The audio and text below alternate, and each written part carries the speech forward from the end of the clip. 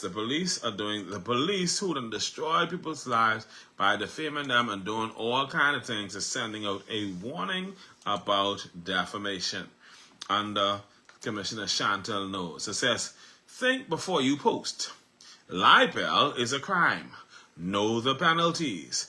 Defamation, libel, unlawful publishing of any defamatory matter against another person, can be in the form of print, writing, or painting. Negligent libel is 6 months imprisonment. Intentional libel is 2 years imprisonment. And then defamation. Falsely accuses a person of misconduct in public office. Falsely accuses a person of a crime. Harms a person's reputation or job. Exposes a person to public hatred or ridicule. And says, what you say and share online matters. Protect yourself. Know the law. Bahamians, you know, everybody should know by now that Brittany Harris has been arrested and charged over this foolishness. I told you also about Jamie Williams in South Eleuthera, who was taken into custody and questioned. I don't know what the end result of her matter was. I also mentioned to you about Drew Burrows, I think from Grand Bahama, who was arrested as a result of some allegations, some allegedly made against him by the Deputy Prime Minister Chester Cooper. What is baffling to me is that these people have no problems establishing laws or using the law to destroy their own people. Antiquated garbage laws to destroy the Bahamian people, but they are creating new laws to the benefit of foreigners. Now, if you don't have a problem with that, something wrong with you, or you're not a Bahamian. But here it is, these crooks and lawyers and legal technicians are using these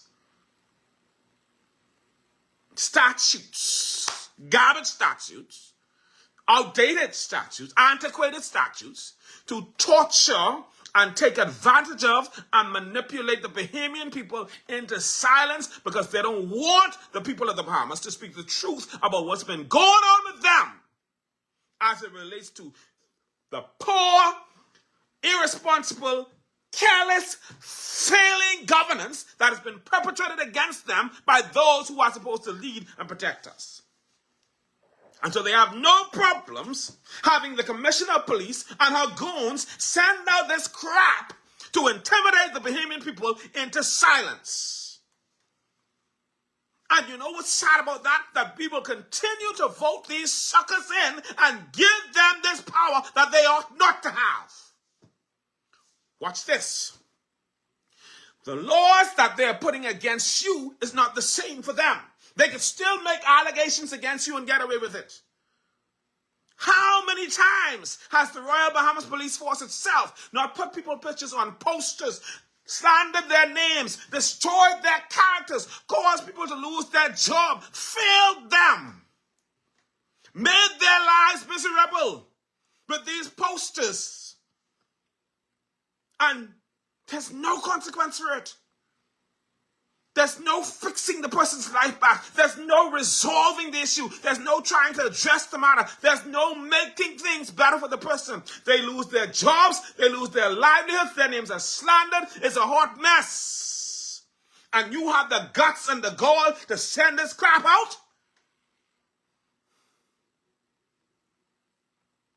While those in authority who do the exact same thing to the people that they're supposed to be serving have blanket immunity? Y'all better wake up. Y'all better wake up.